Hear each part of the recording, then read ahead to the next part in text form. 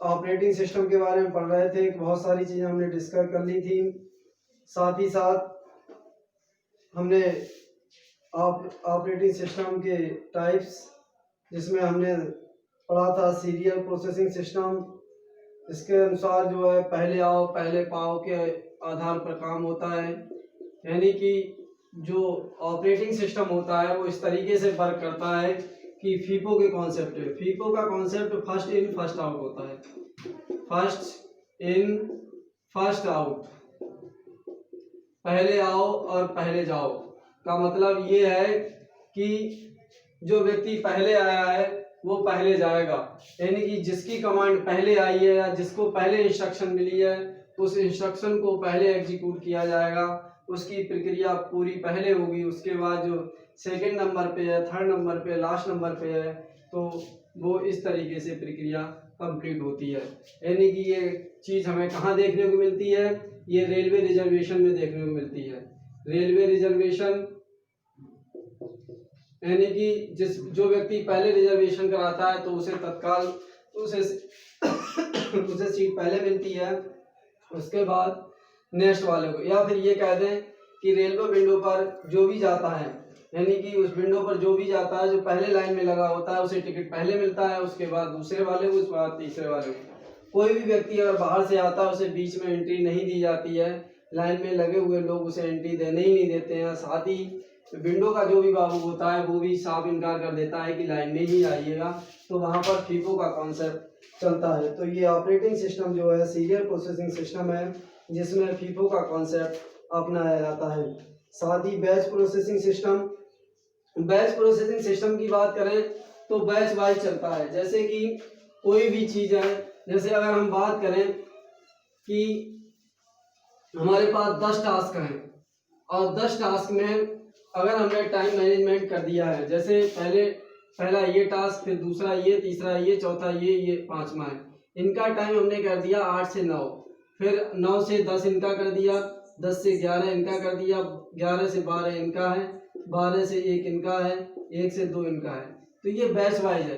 करने का मतलब ये है 8 से 9 तक ये लोग रहेंगे, उसके बाद ये लोग चले जाएंगे, फिर 9 से 10 दूसरे लोग आएंगे, फिर 10 से 11, यानी इनका टाइम एक्सपायर होते ही अगला बैच आएगा। यानी कि जितने भी टास्क हैं, जितने भी प्रोग्राम हैं, वो 1 घंटे का टाइम हमने दे रखा है, तो 1 घंटे तक वही प्रोग्राम एग्जीक्यूट होंगे। जो भी प्रोग्राम है वो एग्जीक्यूट होगा, वो चाहे एग्जीक्यूट हो पाए या ना हो पाए, लेकिन उस समय इसको छोड़ना पड़ेगा और 9 to 10 वाले को हमें टाइम देना पड़ेगा। इस तरीके से पहला, दूसरा, तीसरा, चौथा, पांचवा, छठा और सातवां, यानी कि सारे जो है एक बार एग्जीक्यूट होंगे।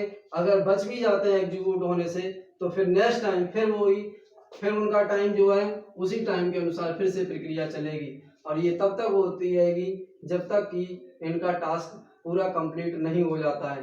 ऐसे ही बैच वाइज में जब तक बच्चों का सिलेबस कंप्लीट नहीं हो जाता है तब तक ये प्रक्रिया चलती रहती है। तो जो टास्क होते हैं वो जब तक परफॉर्म पूरी तरीके से नहीं हो जाते, एग्जीक्यूट नहीं हो जाते, रन नहीं हो जाते हैं, तब तक जो है बैच वाइज चलते रहते हैं। बीच में ये नहीं है कि 8 वाला 10 बजे में एग्जीक्यूट हो जाए, ऐसा नहीं है। ये बैच वाइज प्रोसेसिंग कहलाती है। उसके साथ बफरिंग एक ऐसी विधि है जिसमें सीपीयू केवल एक ही जाप के इनपुट और आउटपुट प्रोसेसिंग ऑपरेशनों के बीच अतिव्यापन करता है, ओवरलैप कर देता है। ओवरलैप का मतलब ये है कि अगर एक प्रोग्राम है उस पर दूसरा आगे प्रोग्राम ओवरलोड हो जाए, ओवरलैपिंग कहलाती है। फिर साथ ही साथ हमारे input device CPU, output device, यानी कि सीपीयू अपने हिसाब से प्रोसेसिंग करता है क्योंकि उसे मालूम है कि अर्थमेटिकल है तो अर्थमेटिक के हिसाब से, और लॉजिकल ऑपरेशन है तो लॉजिकल के हिसाब से वो क्या करता है, ऑपरेशन परफॉर्म करता है। टाइम शेयरिंग की अगर बात करें, टाइम शेयरिंग ऑपरेटिंग सिस्टम पूर्ण रूप से इंटरैक्टिव सिस्टम है।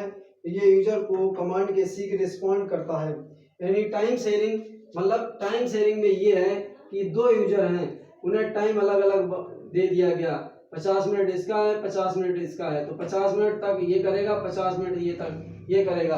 यानी कि चीज एक ही है लेकिन आपस में शेयर करके काम कर रहे हैं, तो ये टाइम शेयरिंग कहलाती है। साथ ही ये मल्टीटास्किंग कहलाती है। क्यों? क्योंकि 2 यूजर एक साथ किसी कार्य को अंजाम दे रहे हैं, क्योंकि एक यूजर नहीं कर सकता उस काम को, इसलिए 2 यूजर लगाए गए, काम एक ही है, तो ये मल्टीटास्किंग। और साथ ही अगर ये कह दिया जाए मल्टी प्रोग्रामिंग, मल्टी प्रोग्रामिंग का मतलब ये है कई सारे प्रोग्राम एक साथ हों तो वो क्या कहलाता है, हमारा मल्टी प्रोग्रामिंग कहलाता है। तो ये सब चीज़ें होती हैं इसके अंदर। मल्टी थ्रेडिंग भी होती है, कई सारे थ्रेड जो है आके एक ही समय में एग्जीक्यूट होते हैं, वो मल्टी थ्रेडिंग कहलाती है। और इस तरीके से नेटवर्किंग ऑपरेटिंग सिस्टम में सारी चीज़ें होती हैं, मल्टी यूजर भी होते हैं, मल्टी प्रोग्रामिंग भी होती है, मल्टीटास्किंग, फाइल प्रोटेक्शन, स्पूनिंग आदि गुणों से युक्त होता है नेटवर्किंग, जो हमारा ऑपरेटिंग सिस्टम होता है वो। ठीक है, इस तरीके से पैरेलल ऑपरेटिंग सिस्टम में क्या होता है कि इस तरीके से होते हैं, तो एक ये फिर ये इस तरीके से एग्जीक्यूट होते हैं पैरेलल वाइज, तो ये पैरेलल ऑपरेटिंग सिस्टम कहलाती है। इसी तरीके से अगर लाइनक्स की बात करी जाए तो लाइनक्स जो है यूनिक्स का सेकेंड वर्जन है और लाइनक्स पर आज भी बहुत ही अच्छे तरीके से नेट चलता है। तो लाइनक्स एक ऑपरेटिंग सिस्टम है, ये यूनिक्स का ही दूसरा रूप है, जिसे 1968 में बेल एंड टी कंपनी ने जो है इसे डेवलप किया था। तो इसका मल्टिक्स नाम रखा गया, इसका नाम होता है मल्टीप्लेक्स इंफॉर्मेशन कंप्यूटिंग सिस्टम। तो केन थॉमसन और डेनिस रिची ने इसका जो है पूरी तरीके से शोध किया था। तो ये लाइनक्स है। लाइनक्स के बारे में और सारी चीज़ें हैं जो आप लाइनक्स की विशेषताएं भी है, जैसे कि हमने बताया कि ये फाइलों की सुरक्षा को भी अच्छे से प्रदान करता है, फाइलों को अच्छी सुरक्षा प्रदान करता है। Linux multi programming operating system भी है, मल्टी यूजर भी ऑपरेटिंग सिस्टम है, कर्नेल का भी इसमें प्रमुख रोल होता है और डॉस की तरह ये वर्क करता है क्योंकि ये कमांड बेस्ड ऑपरेटिंग सिस्टम होता है। तो ये सारे इसके गुण हैं, लेकिन लाइनक्स को इसलिए हटा दिया गया क्योंकि ये कमांड बेस्ड ऑपरेटिंग सिस्टम है। कैसा है? कमांड बेस्ड, क्योंकि कमांड लिखनी पड़ेंगी, याद करनी पड़ेंगी, इसके बाद ही हम लाइनक्स को ऑपरेट कर पाएंगे, अदरवाइज नहीं कर पाएंगे। लेकिन आज जो सिस्टम जो ऑपरेटिंग सिस्टम आ रहे हैं उन्हें एक छोटा बच्चा जो है उसे ऑपरेट कर पा रहा है, यानी कि किसी भी जगह, यानी किसी भी कंप्यूटर के किसी भी आइकन पर क्लिक कर रहा है तो आइकन पे क्लिक करते ही वो सॉफ्टवेयर खुल रहा है। लेकिन किसी भी सॉफ्टवेयर को खोलने के लिए लाइनक्स में आपको कमांड याद होनी चाहिए, कमांड लिखना पड़ेगा और कमांड पहले लोगों को याद करना मुश्किल था, इसलिए इस लाइनक्स को रिप्लेस किया गया। तब जाके विंडो एक्सपी, विंडो 2000, विंडो 98 जैसे ऑपरेटिंग सिस्टम मार्केट में लॉन्च किए गए। ये सारे के सारे जो विंडो एक्सपी है, विंडो 2000 है, विंडो एनटी है, ये सारे ऑपरेटिंग सिस्टम जो है माइक्रोसॉफ्ट कंपनी की देन है, जिनके द्वारा ये सारे प्रोडक्ट लॉन्च किए गए, यानी कि सारे सॉफ्टवेयर लॉन्च किए गए। That's all. इस तरीके से आपका ये पूरा चैप्टर कंप्लीट हुआ और इसको अच्छे से एक बार और पढ़ लीजिएगा। That's all.